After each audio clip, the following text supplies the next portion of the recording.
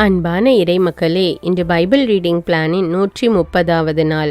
இன்று நாம் வாசித்து அறிய இருக்கிற விவிலிய பகுதி திருப்பாடல்கள் அதிகாரம் 37 முதல் 40 வரை. திருப்பாடல்கள் அதிகாரம் 37. பொல்லார் நல்லார் முடிவுகள். தாவீதுக்கு உரியது. தீமை செய்வோரை கண்டு மனம் புழுங்காதே, பொல்லாங்கு செய்வோரை கண்டு பொறாமைப்படாதே. ஏனெனில் அவர்கள் புல்லை போல் விரைவில் உலர்ந்து போவர், பசும் பூண்டை போல் வாடிப்போவர். ஆண்டவரை நம்பு, நலமானதை செய், நாட்டிலேயே குடியிரு, நம்பத்தக்கவராய் வாழ், ஆண்டவரிலேயே மகிழ்ச்சி கொள். உன் உள்ளத்து விருப்பங்களை அவர் நிறைவேற்றுவார். உன் வழியை ஆண்டவரிடம் ஒப்படைத்துவிடு, அவரையே நம்பியிரு, அவரே உன் சார்பில் செயலாற்றுவார். உன் நேர்மையை கதிரொளி போலும், உன் நாணயத்தை நண்பகல் போலும் அவர் விளங்க செய்வார். ஆண்டவர் முன் அமைதியுடன் காத்திரு, தம் வழியில் வெற்றி காண்போரையும் சூழ்ச்சிகள் செய்வோரையும் பார்த்து எரிச்சல் கொள்ளாதே, வெஞ்சினம் கொள்ளாதே. வெகுண்டெழுவதை விட்டுவிடு, எரிச்சல் அடையாதே, அதனால் தீமைதான் விளையும். தீமை செய்வோர் வேரறுக்கப்படுவர், ஆண்டவருக்காக காத்திருப்போரே நிலத்தை உடைமையாக்கி கொள்வர். இன்னும் சிறிது காலம்தான், பிறகு பொல்லார் இரார். அவர்கள் இருந்த இடத்தில் நீ அவர்களை தேடினால் அவர்கள் அங்கே இரார். எளியோர் நிலத்தை உடைமையாக பெறுவர், அவர்கள் வளமிகு வாழ்க்கையில் இன்பம் காண்பர். பொல்லார் நேர்மையாளருக்கு தீங்கிழைக்க திட்டமிடுகின்றனர், அவர்களை பார்த்து பல்லை நெரிக்கின்றனர். என் தலைவர் அவர்களை பார்த்து எள்ளி நகைக்கின்றார், அவர்களது முடிவு காலம் நெருங்குவதை அவர் காண்கின்றார். எளியோரையும் வறியோரையும் வீழ்த்தவும் நேர்மையான வழியில் நடப்போரை கொல்லவும் பொல்லார் வாளை உருவுகின்றனர், வில்லை நாணேற்றுகின்றனர். ஆனால் அவர்கள் வாள் அவர்கள் நெஞ்சிலேயே பாயும், அவர்கள் வில்லும் முறிக்கப்படும். பொல்லாரின் திரளான செல்வத்தை விட நல்லாரின் சிறிதளவு பொருளே சிறந்தது. பொல்லாரின் தோல் வலிமை முறிக்கப்படும், ஆனால் நேர்மையாளரை ஆண்டவர் தாங்கிடுவார். சான்றோரின் வாழ்நாள்களை ஆண்டவர் அறிவார், அவர்கள் உரிமை சொத்து என்றும் நிலைத்திருக்கும். கேடு காலத்தில் அவர்கள் இகழ்ச்சி அடைவதில்லை, பஞ்சகாலத்திலும் அவர்கள் நிறைவடைவார்கள். ஆனால் பொல்லார் அழிவுக்கு ஆளாவர். ஆண்டவரின் எதிரிகள் கொழுத்த பலியாடுகளுக்கு ஒப்பாவர், அவர்கள் எரியுண்டு புகை என மறைவர். பொல்லார் வாங்கிய கடனை திருப்பி கொடுக்க மாட்டார், நேர்மையாளரோ மனமிறங்கி பிறருக்கு கொடுப்பர். இறைவனின் ஆசி பெற்றோர் நிலத்தை உடைமையாக்கி கொள்வர், அவரால் சபிக்கப்பட்டோர் வேரறுக்கப்படுவர். தாம் உவகை கொள்ளும் நடத்தையை கொண்ட மனிதரின் காலடிகளை ஆண்டவர் உறுதிப்படுத்துகின்றார், அவர்கள் விழுந்தாலும் வீழ்ந்து கிடக்க மாட்டார்கள். ஆண்டவர் அவர்களை தம் கையால் தூக்கி நிறுத்துவார். இளைஞனாயிருந்திருக்கிறேன், இதோ முதியவன் ஆகிவிட்டேன், ஆனால் நேர்மையாளர் கைவிடப்பட்டதை நான் கண்டதில்லை, அவர்களுடைய மரபினர் பிச்சை எடுப்பதை நான் பார்த்ததில்லை.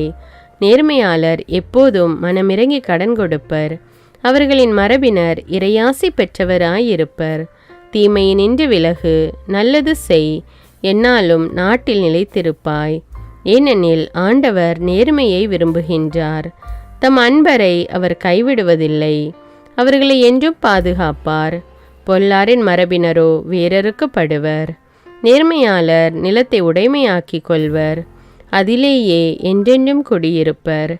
நேர்மையாளரின் வாய் ஞானத்தை அறிவிக்கும், அவர்கள் நீதி நெறியை எடுத்துரைக்கும். கடவுளின் திருச்சட்டம் அவர்களது உள்ளத்தில் இருக்கின்றது, அவர்களின் கால்கள் சறுக்குவதில்லை. பொல்லார் நேர்மையாளரை வேவு பார்த்து கொண்டிருப்பர், அவர்களை கொன்றுவிட வழி தேடுவர். ஆனால் ஆண்டவர் நேர்மையாளரை அவர்களின் கையில் ஒப்புவிக்க மாட்டார், நீதி விசாரணையின் போது அவர்களை தண்டனை தீர்ப்புக்கு உள்ளாக்க மாட்டார். ஆண்டவருக்காக காத்திரு, அவர் தம் வழியை பின்பற்று, அப்பொழுது நீ நிலத்தை உடைமையாக்கி கொள்ளும்படி அவர் உன்னை உயர்த்துவார். பொல்லார் வேரறுக்கப்படுவதை நீ காண்பாய், வளமான நிலத்தில் தலை தோங்கும் மரம் போல் கொடிய நெஞ்சங்கொண்ட பொல்லார் செழித்திருக்க கண்டேன்.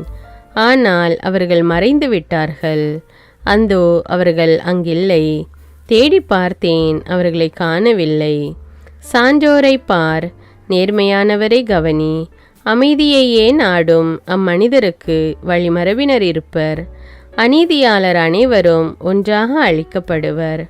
பொல்லாரின் வழிமரபினர் வேறறுக்கப்படுவர். நேர்மையாளருக்கு மீட்பு ஆண்டவரிடமிருந்து வருகின்றது.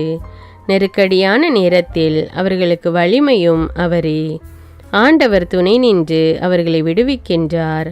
பொல்லாரிடமிருந்து அவர்களை விடுவிக்கின்றார். அவரிடம் அடைக்கலம் புகுந்ததால் அவர்களை மீட்கின்றார்.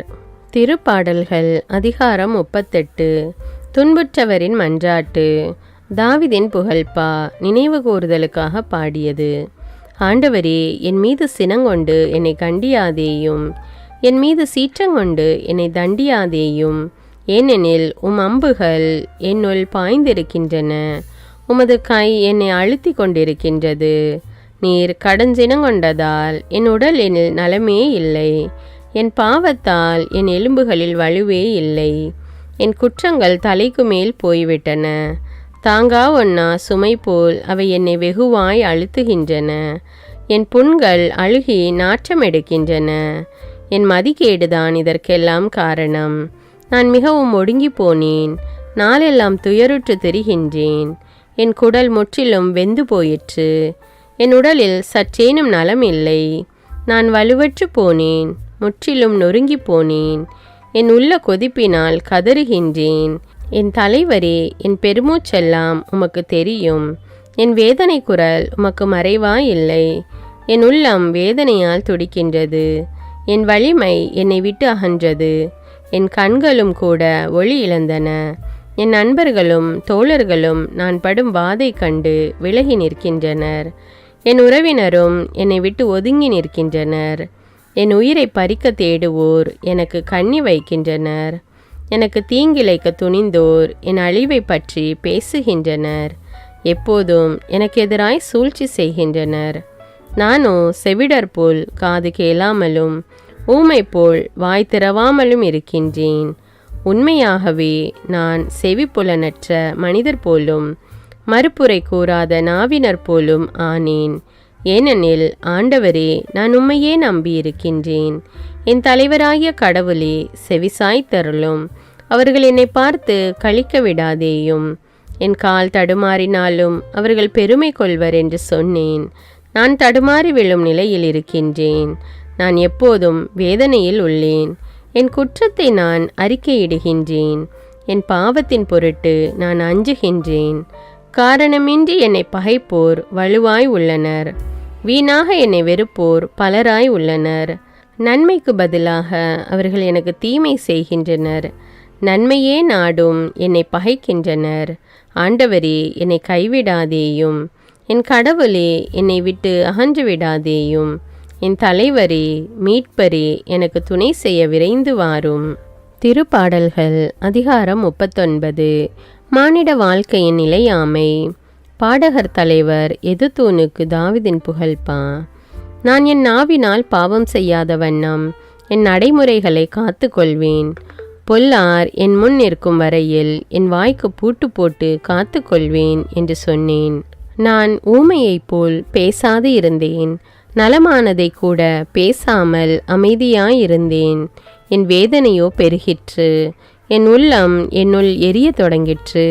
நான் சிந்தனையில் ஆழ்ந்தபோது நெருப்பு மூண்டது.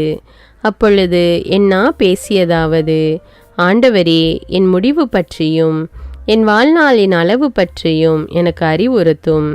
அப்போது நான் எத்தனை நிலையற்றவன் என உணர்ந்து கொள்வேன். என் வாழ்நாளை சில விரற்கடை அளவாக்கினீர். என் ஆயுட்காலம் உமது பார்வையில் ஒன்றுமில்லை. உண்மையில் மானிடர் அனைவரும் தம் உச்ச நிலையிலும் நீர்க்குமிழி போன்றவரே. அவர்கள் நிழலைப் போல நடமாடுகின்றனர். அவர்கள் வருந்தி உழைப்பது வீண்.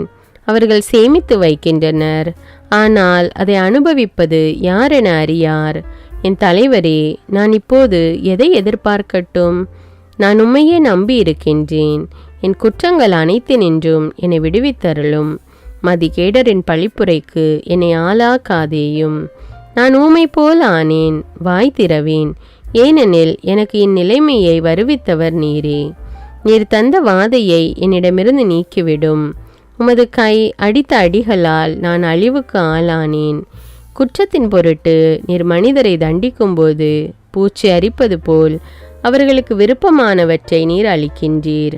உண்மையில் மானிடர் அனைவரும் நீர்க்குமிழி போன்றவரே. ஆண்டவரே, என் விண்ணப்பத்தை கேட்டருளும். என்னுடைய மன்றாட்டுக்கு செவிசாய் தருளும். என் கண்ணீரை கண்டும் மௌனமாயிராதேயும். ஏனெனில் உமது முன்னிலையில் நான் ஓர் அந்நியன். என் மூதாதையர் போன்று நான் ஒரு நாடோடி. நான் பிரிந்து மறையும் முன்பு சற்றே மகிழ்ச்சி அடையும்படி கொடிய பார்வையை என்னிடமிருந்து திருப்பிக் கொள்ளும். திருப்பாடல்கள் அதிகாரம் 40. புகழ்ச்சி பாடல். பாடகர் தலைவருக்கு தாவீதின் புகழ்பா. நான் ஆண்டவருக்காக பொறுமையுடன் காத்திருந்தேன். அவரும் என் பக்கம் சாய்ந்து எனது மன்றாட்டை கேட்டருளினார். அழிவின் குழியிலிருந்து என்னை அவர் வெளிக்கொணர்ந்தார். சேறு நிறைந்த பள்ளத்தினின்று தூக்கி எடுத்தார். கற்பாறையின் மேல் நான் காலூன்றி நிற்க செய்தார். என் காலடிகளை உறுதிப்படுத்தினார். புதியதொரு பாடலை, நம் கடவுளை புகழும் பாடலை என் நாவினின்று எழ செய்தார். பலரும் இதை பார்த்து அச்சங்கொண்டு ஆண்டவர் மீது நம்பிக்கை கொள்வர். ஆண்டவர் மீது நம்பிக்கை கொண்டவரே பேறு பெற்றவர். அத்தகையோர் சிலைகளை நோக்காதவர், பொய்யானவற்றை சாராதவர். ஆண்டவரே, என் இறந்தவற்றை நீர் எமக்கென செய்துள்ளீர். உமக்கு நிகரானவர் எவரும் இலர். என் கடவுளே, அருஞ்செயல்களும் திட்டங்களும் எங்களுக்காகவே. அவற்றை நான் எடுத்துரைக்க விரும்புவேன் ஆகில் அவை எண்ணில் அடங்கா. பலியையும் காணிக்கையையும் நீர் விரும்பவில்லை. எரிபலியையும் பாவம் போக்கும் பலியையும் நீர் கேட்கவில்லை. ஆனால் என் செவிகள் திறக்கும்படி செய்தீர். எனவே இதோ வருகின்றேன். என்னை குறித்து திருநூல் சுருளில் எழுதப்பட்டுள்ளது. என் கடவுளே, உமது திருவுளம் நிறைவேற்றுவதில் நான் மகிழ்ச்சி அடைகின்றேன். உமது திருச்சட்டம் என் உள்ளத்தில் இருக்கின்றது என்றேன். நான் என் நீதியை நீர் நிலைநாட்டிய நற்செய்தியை மாபெரும் சபையில் அறிவித்தேன். நான் வாயை மூடிக்கொண்டிருக்கவில்லை. ஆண்டவரே, நீர் இதை அறிவீர். உமது நீதியை நான் என் உள்ளத்தில் ஆழத்தில் மறைத்து வைக்கவில்லை. வாக்கு பிரலாமையை பற்றியும் நீர் அருளும் மீட்பை பற்றியும் கூறியிருக்கின்றேன். பேரன்பையையும் உண்மையையும் மாபெரும் சபைக்கு நான் ஒழிக்கவில்லை. ஆண்டவரே, உமது பேரிரக்கத்தை எனக்கு காட்ட மறுக்காதேயும். உமது பேரன்பும் உண்மையும் தொடர்ந்து என்னை பாதுகாப்பனவாக. உதவிக்காக மன்றாடல். ஏனெனில் என் இறந்த தீமைகள் என்னை சூழ்ந்து கொண்டன. என் குற்றங்கள் என் மீது கவிந்து என் பார்வையை மறைத்து கொண்டன. அவை என் தலைமுடிகளை விட மிகுதியானவை. என் உள்ளம் தளர்ந்து என்னை கைவிட்டது. ஆண்டவரே, என்னை விடுவிக்க மனமிசைந்தருளும். ஆண்டவரே, எனக்கு உதவி செய்ய விரைந்து வாரும். என் உயிரை பறிக்க தேடுவோர் அனைவரும் அவமானமும் குழப்பமும் அடையட்டும். என் கேட்டில் மகிழ்வுறுவோர் தலைகுனிந்து பின்னடையட்டும். என்னை பார்த்து ஆ ஆ என்போர் தாம் அடையும் தோல்வியினால் அதிர்ச்சியுறட்டும். உம்மை தேடுவோர் அனைவரும் உம்மில் மகிழ்ந்து களி கூறட்டும். நீர் அருளும் மீட்பில் நாட்டங்கொள்வோர் ஆண்டவர் எத்துணை பெரியவர் என்று எப்போதும் சொல்லட்டும். நானோ ஏழை எளியவன். என் தலைவர் என் மீது அக்கறை கொண்டுள்ளார். நீரே என் துணைவர், என் மீட்பர், என் கடவுளே, எனக்கு துணை செய்ய விரைந்து வாரும்.